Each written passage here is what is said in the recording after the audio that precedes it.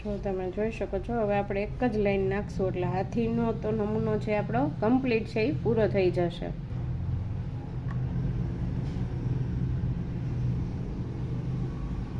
અહીંયા છે આપણે હાથીનો નમૂનો છે એ કમ્પ્લીટ પૂરો થાય છે.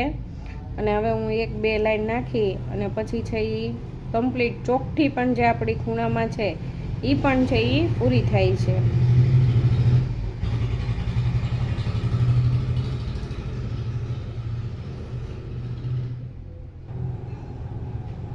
જો મિત્રો તમે જોઈ શકો છો કે મેં છે અહીંયા ઓલી 2 લાઈન જે આપણી ચોકઠીની બાકી હતી એ નાખીને જ તમને છે એ કમ્પ્લીટ કરીને છે બતાવ્યું. તમને છે એ મારો વિડીયો છે નમૂનો બનાવવાનો એ કેવો લાગ્યો કોમેન્ટ કરીને જણાવજો. મળીએ જલ્દી નેક્સ્ટ વિડીયોમાં.